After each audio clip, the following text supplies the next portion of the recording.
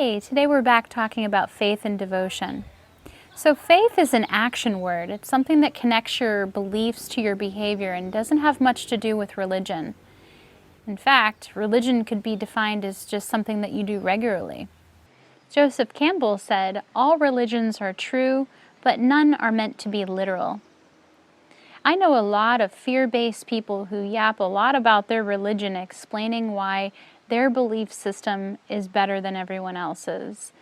This is known as separation mentality, thus avoiding the concept of oneness, maybe because they're not far enough along in their awakening and they lack what faith is all about, which is an alignment of behavior.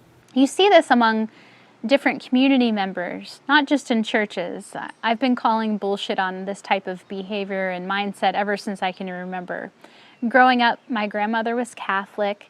She had a beautiful daily practice that consisted of mantra, Hail Marys with this exact rosary, in fact, prayer, journaling, and being of service all day long, taking care of many children and grandchildren, and of course loving my grandfather, who was a loose cannon because he had the same mental illness that my mother has. On top of all of this, she worked as a full-time ICU nurse for more than 35 years. She was truly a saint and did everything, including dying, with pure grace. She was and is the light of my life, and she's always with me, and even once entered my body a few months after her death, which is a true testament of the strength of her spirit. Her faith was unwavering, her love for God immense, and I was fortunate enough to have this type of example growing up, but it polarized what I was witnessing at home. My parents were born-agains. They brought us door to door saving people. And I questioned this methodology whenever I was about 8 or 9 years old. I asked them if the kids in the jungle that didn't have Bibles were going to hell, and I was told yes, and that's why we need to get them Bibles. And these were the same people that would hold Bible study groups downstairs from where they hosted secret sex parties upstairs. This hypocritical behavior led me to realize early on I was on my own in determining what I believed and how my morals, values, and ethics were defined and how I operated in the world, and that there was no Savior coming for me to absolve me of my sin. Not to say that I have been a perfect person that has never done any wrong in my life, on the contrary. But I do believe in cause and effect, also known as karma, and I've been subject to plenty of it in my life. The idea of karma is much different than a punishing God concept. So even though I was taught to do whatever I wanted and to ask for forgiveness later, I was also told to be the good girl and do as I was told, silencing me from having a voice in an attempt to control me. So I was shunned in the past few years whenever I used my voice again, yet to speak and reveal truths that were not shared by almost all of my family members. Punishing and isolating the truth-sayer has been an age-old manipulation tool used by communists, evangelists, and mentally ill. I was unfavorably judged for many of the out-of-box beliefs about healing, self-love, and forgiveness whenever I addressed the toxicity ingrained in my family's religious mindset. Worn-out, formal religion relies on martyrism, codependency, and scapegoating to rationalize abuse, lies, and neglect. Families can be a breeding ground for personal growth if you're strong enough to listen to your own inner voice and not drown out low vibrational influences. On my own personal path, I learned how to adopt boundaries as a means to self-love, which we'll talk about more in length in the final lesson on Living Clean. Learning to process and release victim mentality in my own life has allowed me to forgive a family dynamic that used religion as a means to justify hypocritical behaviors. We cannot change other people, but we sure as hell can change ourselves. So what my faith has helped me to overcome is by being a victim to my family's scapegoating in the name of religion. And this is what faith means to me. Faith is the expanded belief in the organizing power of the universe that aligns the sun and the planets in perfect order. I call this divine order. I also call it consciousness. So you might have heard me speak of consciousness before, the collective consciousness versus singular consciousness. But right now I'm defining the difference between divine order and our own unique divine nature. So as you step more fully into the highest version or vision of your life and initiate faith, you're going to look on things with a positive expectancy, not in an entitled way, but in an empowered, at peace way, knowing that all is unfolding. So just like I mentioned previously in beliefs and perceptions, faith is the perceiving power of the mind to create its own world. It never matters what kind of beginning that you've been given. All that matters is the ending that you write on your own by using the living clean principles to redefine your reality. The principles are the stages of awakening. In life, you're very much in charge while simultaneously not having much control at all. This is where faith comes in. Every time I fly in an airplane, I say to myself, I'm not in control of what happens, but I'm very much in control of my belief about what could happen, because I know that divine order is always at play. Faith is not just a belief that everything is going to turn out the way it's supposed to. Faith is deeper.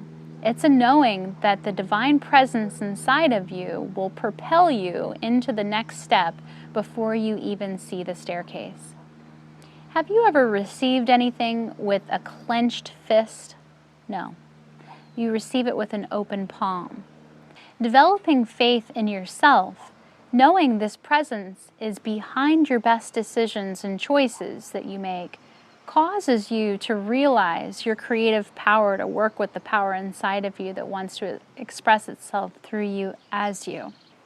There's a quote from Hebrews: faith is the conviction of things not yet seen. As we develop our own personal faith practice, we are willing to create our best life with the fullness of our joy, and we open the window to our soul. Thoughts are good previews for what's coming next, hence why my lesson on mindset was so key for you to be laying the foundation of faith. So when we make our words express positivity, they set an expectation that encourages us to make our actions demonstrate faith at work through us as what we say and what we do. Faith is an attitude of trust and confidence. As we are unmoved by limiting thoughts or conditions, we look beyond lack to experience freedom. Darkness in life has a source in the light of divine. Any seeming darkness comes from the veil of limited vision. So there's only oneness. You are a spiritual being, and miracles happen through you. Faith is not something outside of you. There is no man sitting on a throne in the sky that's going to save you. And I doubt that there's a heaven, because that idea is just a worn-out evangelical belief that isn't guaranteed. Truth is heaven is the here and now. You get to live heaven or hell right now. All we have is the now. So faith is an inner holy essence of glory, and this essence is what we need to be devoted to.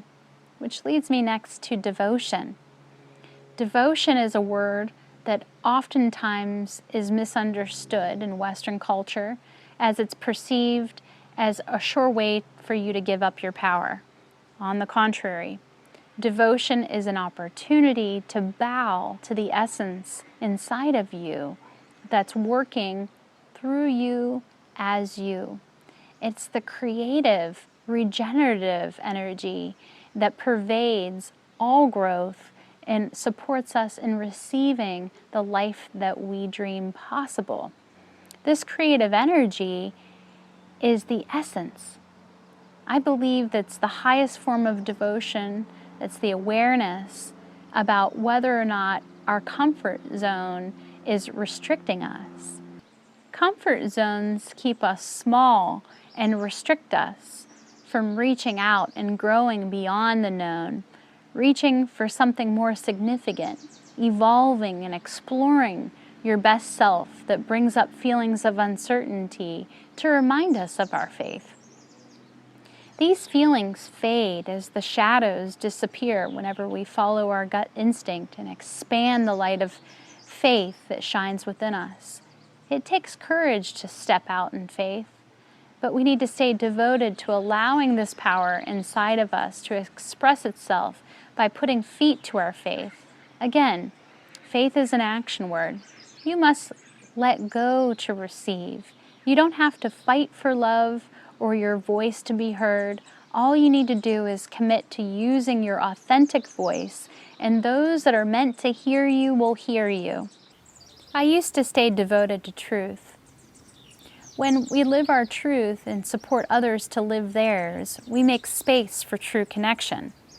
It is when we exert our principles and opinions onto others when it's not wanted that resistance depowers us, and we've resorted to a false sense of power called force. So when we tell lies and we live outside of our truth, we use faith as a way to rationalize our behavior. And that is devotion to the ego and not contributing positively to the collective. When our truth keeps us in resistance by clinging to principle out of conviction, we're no longer allowing life to happen through us, and we resort to low vibrational patterns of seeing ourselves as victims again. It's essential to let feelings of disappointment go and to open ourselves up for new alignments to occur, accepting things as they are, not as how we wish them to be.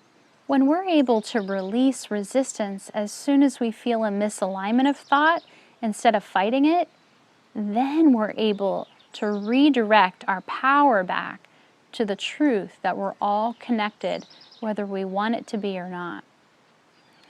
That is why devotion is about true love. I'm not suggesting that you endure abusive behavior, but what I am saying is that it's always best to remember the advice from our man Buddha and stay responsible for your own self. Buddha said, when you're trying to make a decision, it's always good to ask these 3 questions. Is it kind? Is it true? And is it necessary? Because oftentimes something might be true, but it's not kind. Other times, something might be kind, but it's not true. These answers and questions are precisely where discernment comes into play. At the end of the day, if you stay devoted to your personal peace, the peace of others, and the peace of the planet, you are one spirit-filled human making a difference in the world. Staying devoted to love and living your faith as an action word, following your divine uniqueness and expression is what we're here to do, and appreciation of those doing the same is a joy-filled life. So I suggest you see the person you see most challenging in your life as a reflection of your own subconscious and bring light to all you are most devoted to. Commit over and over to being the hero of your own personal story, not by letting your story keep you small.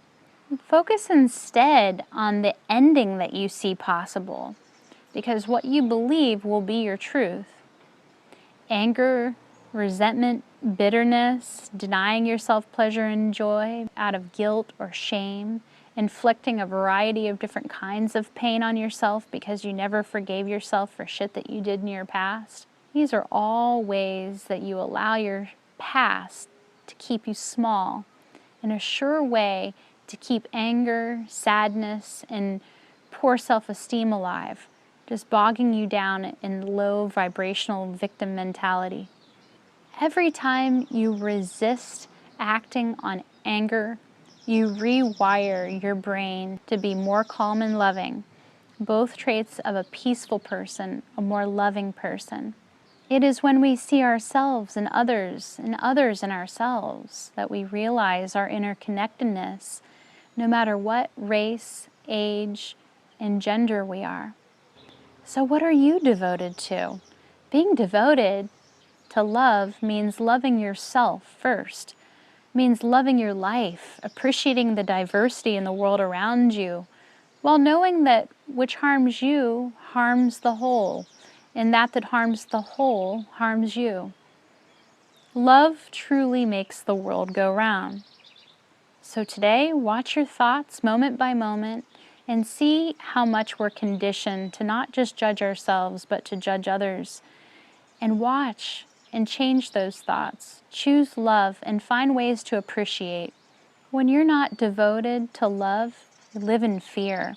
And when you live in fear, your vibration is low and you'll tend to act without grace. And you certainly cannot make decisions from a clear-rooted, empowered place. Because love is what sets us all free. Consider devoting your entire life to loving the moment, regardless if you have a preference or not. Consider loving yourself so much that you feel free in every moment. Consider loving everyone around you so much that you make an impact in the world because you're the person that makes a difference by loving one person at a time. Because life is too short not to love. Let's talk about how faith and love are going to come together here more in the last lesson. So in January, I lost my fur companion of 8 years. Louie was with me after leaving a 22-year relationship with my high school sweetheart. So neither regret your devotion to love, nor give into any emotion or thought not grounded in love. You're worthy of receiving love, and you are your best whenever you give it freely. You can only receive love whenever you give it. Love is the answer, and love is worthy of your devotion, starting with ourselves and honoring our desires and boundaries, even if it means losing people. To meditate on faith and devotion, meet me over on SoundCloud.